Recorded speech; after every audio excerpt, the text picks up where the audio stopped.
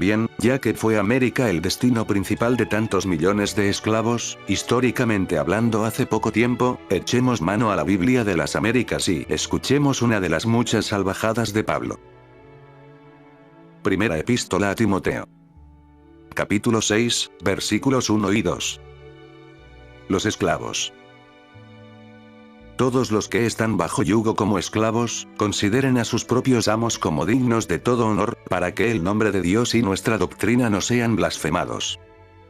Y los que tienen amos que son creyentes, no les falten el respeto, porque son hermanos, sino sírvanles aún mejor, ya que son creyentes y amados los que se benefician de su servicio.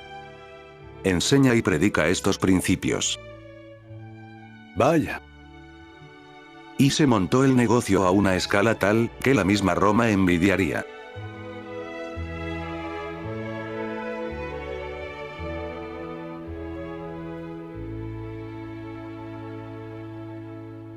La trata. Una reflexión. La trata atlántica fue lo que fue porque en el mundo medieval mediterráneo existía todavía la esclavitud, tanto de blancos como de negros. Desde hacía cientos de años, empezando con el antiguo Egipto, se transportaban esclavos negros a todos los principados de África septentrional y el Mediterráneo oriental. Los esclavos de la antigüedad eran en su mayoría originarios de Etiopía, razón por la cual a finales del siglo XV a los esclavos negros se les conocía todavía como etíopes, fueran de donde fuesen. La expansión en la Edad Media del poder musulmán hizo posible la extensión del comercio con esclavos negros de África Occidental hacia el norte, a través del Sáhara. En el siglo XIV el viajero Ibn Battuta los vio en casi todas las etapas de su recorrido y él mismo regresó a su país con 600 esclavas. En el Mediterráneo árabe los africanos negros eran criados, soldados, o trabajaban en el campo. A lo largo de la historia moderna, el mundo musulmán apreciaba mucho a los eunucos negros, tanto para los harenes como para la burocracia. El conocido cuadro del pintor Rassam Levni, en Estambul, titulado El principal eunuco negro lleva al joven príncipe a la ceremonia de circuncisión, data del 1720-1732, pero la escena podría ser de cualquier momento entre principios del siglo II y 1900. En la Italia del Renacimiento había muchos esclavos, algunos de ellos negros. A finales de la Edad Media llegaron esclavos negros desde África a la España y el Portugal musulmanes y algunos llegaron a territorios cristianos. De hecho, en la Sevilla del XIV un arzobispo benévolo fundó la hermandad conocida todavía como de los negritos, que hasta el XVIII estuvo formada enteramente por negros aunque ahora parece componerse solo de blancos. No mucho después, en la segunda mitad del XV, en su avance por la costa occidental de África los portugueses empezaron a secuestrar y luego a comprar esclavos. Buscaban oro, pero como encontraron poco, se contentaron con hombres y mujeres. Llevaron a estos esclavos a Lisboa y los vendieron allí, en España o en Italia. El lisboeta florentino Bartolomeo Marchioni, un hombre del Renacimiento en el sentido amplio del término, fue el primer europeo en comerciar con esclavos a gran escala. El católico rey Fernando de Aragón y el rey emperador Carlos V no se percataron de que iniciaban un gran cambio cuando, a principios del XVI, dieron permiso para transportar esclavos al Nuevo Mundo, primero 200 y luego 4000. Sin embargo, fueron los pioneros de la trata como la conocemos.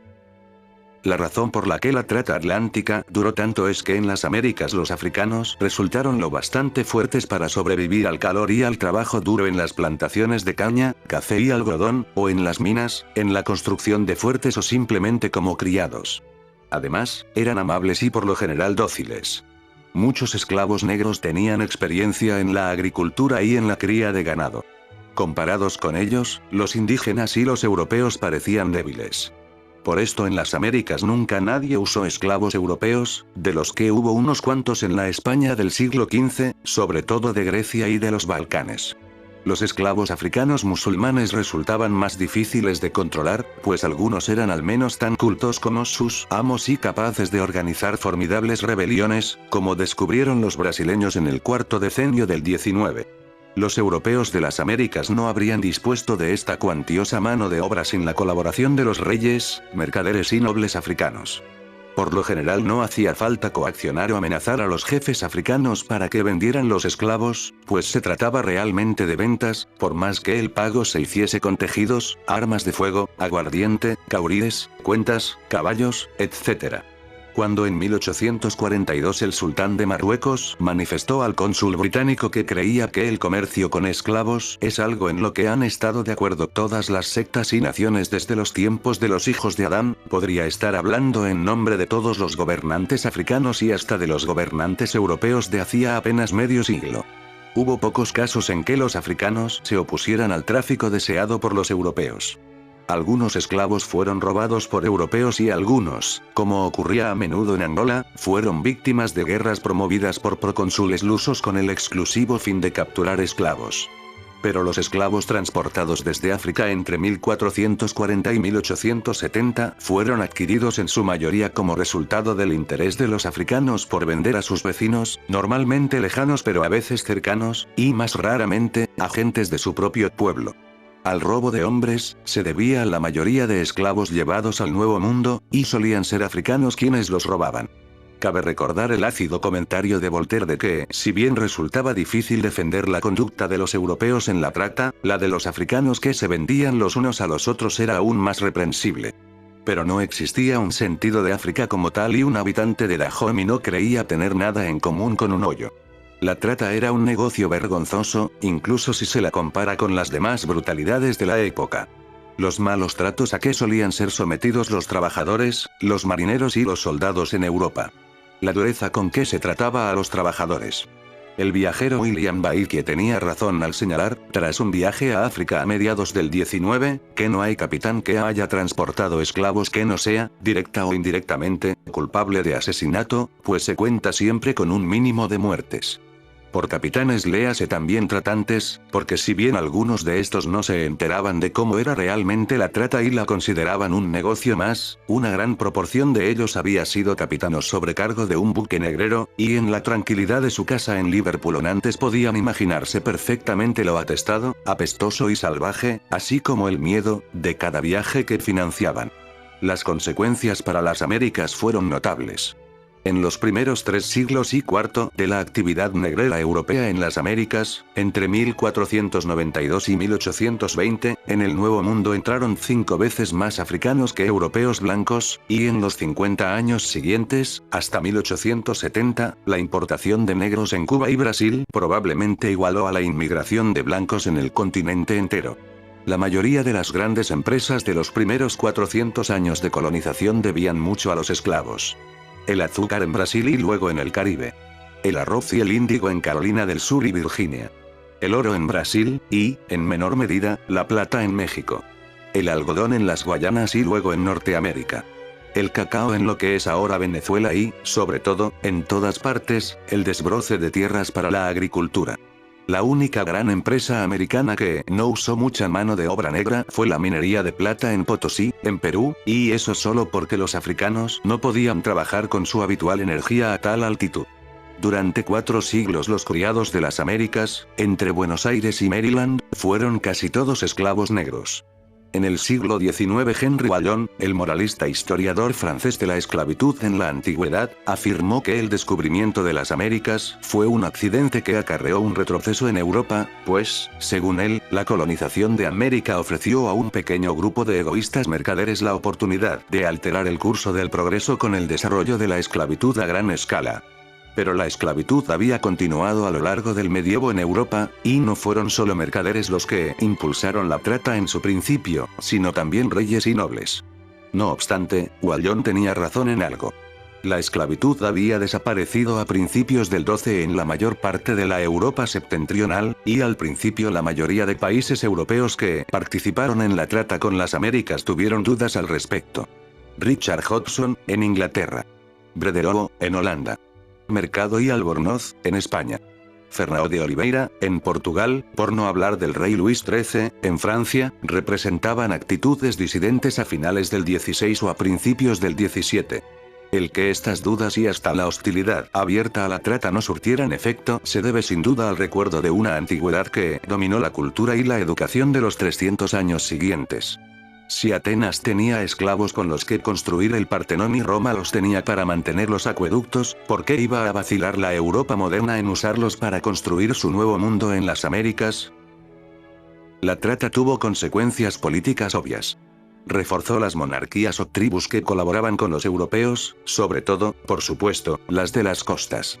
Las riquezas obtenidas con la venta de esclavos permitieron a algunos gobernantes desplegar hacia el interior sus actividades políticas y comerciales. El incremento de la trata ayudó a algunos estados, como el de Dahomey, a ampliarse y consolidarse. Pero evitar la trata no impidió que Benin madurara como estado. Más que impulsar a los monarcas africanos a librar guerras, cosa que siempre habían hecho, la trata debió alentarlos a capturar más enemigos que antes, en lugar de matarlos.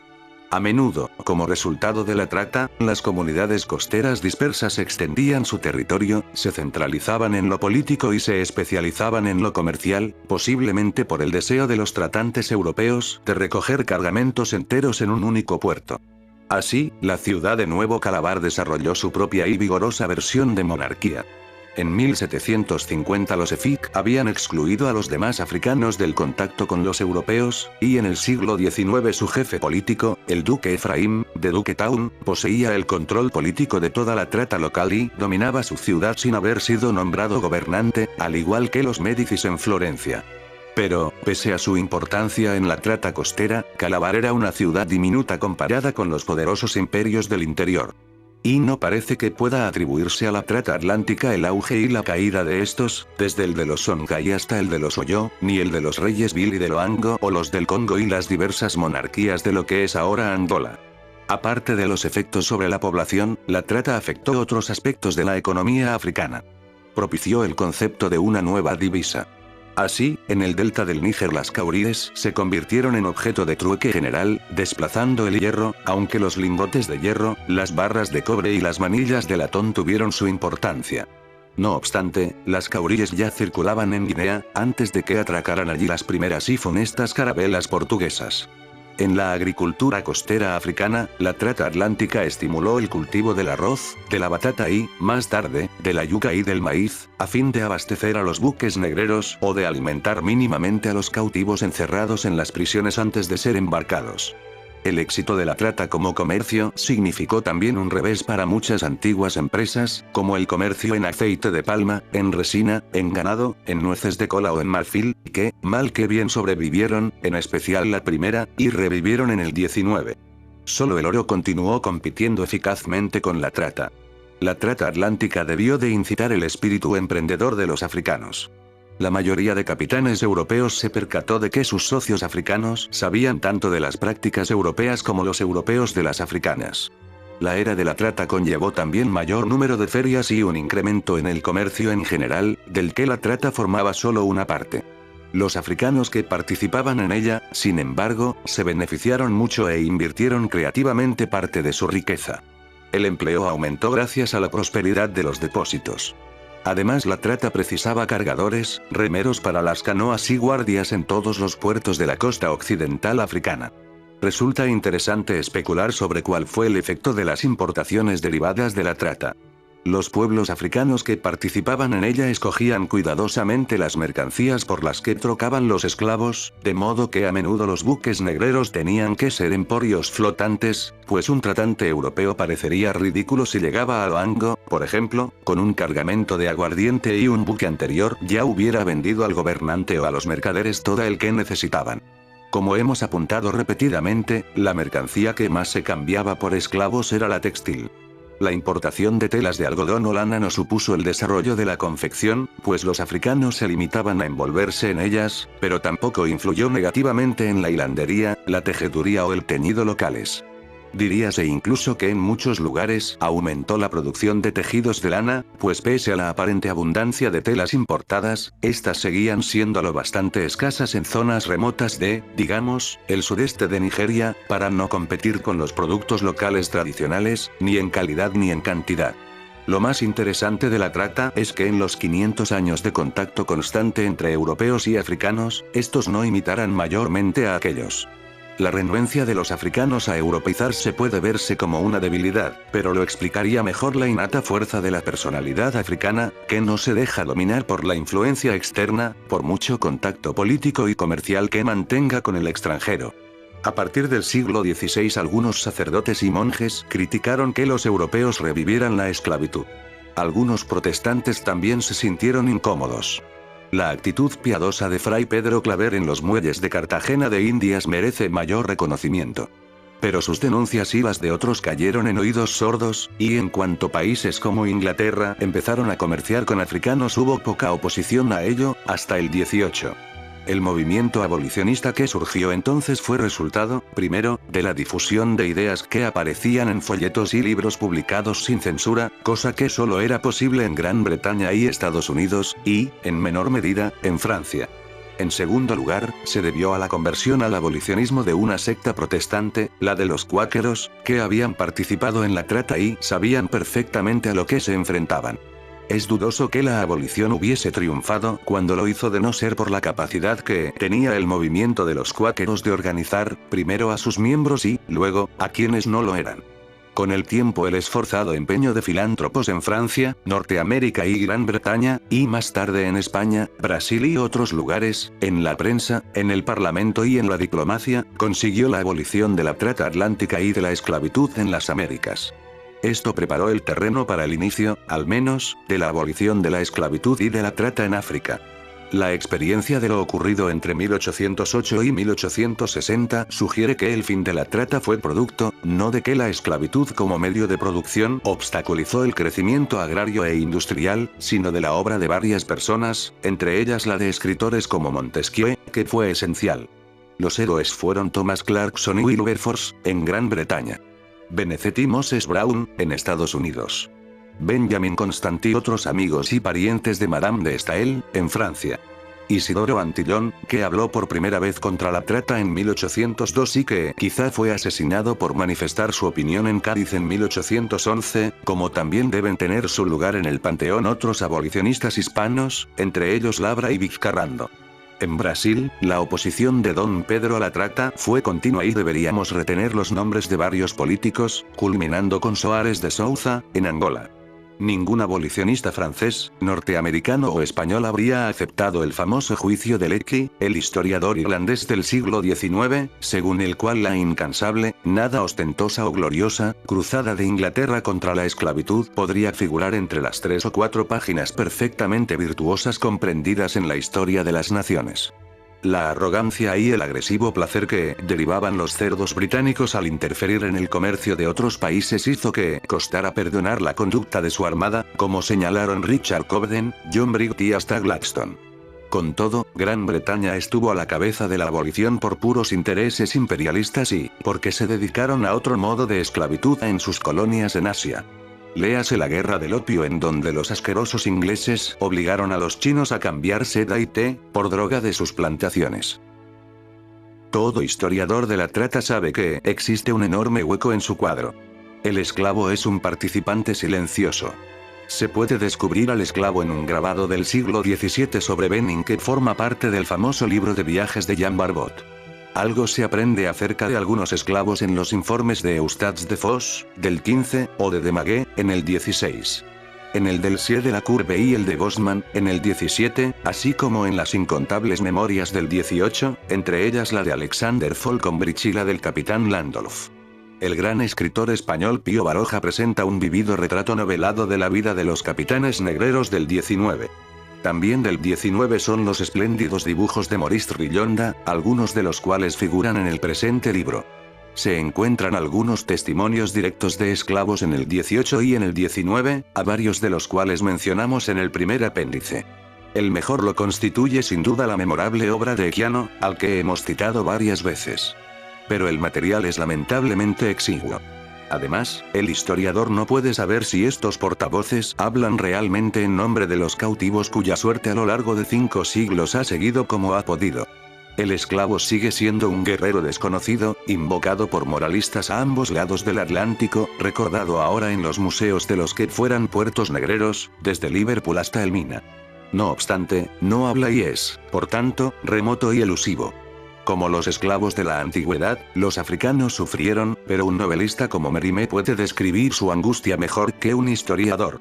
No cabe duda, sin embargo, de que la dignidad, la paciencia y la alegría de los africanos en el Nuevo Mundo constituyen el mejor de todos los homenajes.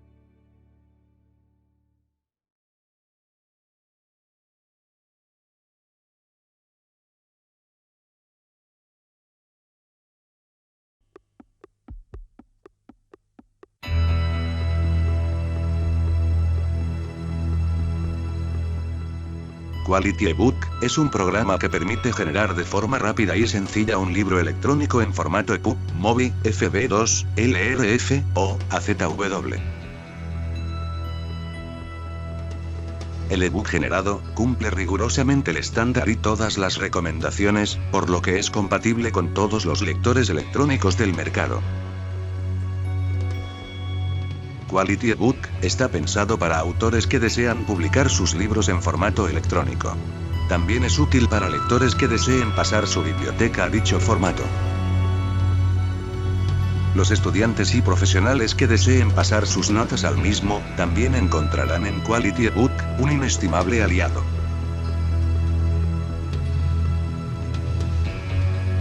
Crea tu propio libro digital en el formato que más te guste. EPUB, LRF, MOBI, AZW, FB2. Con Quality eBook disfrutarás del placer de la lectura.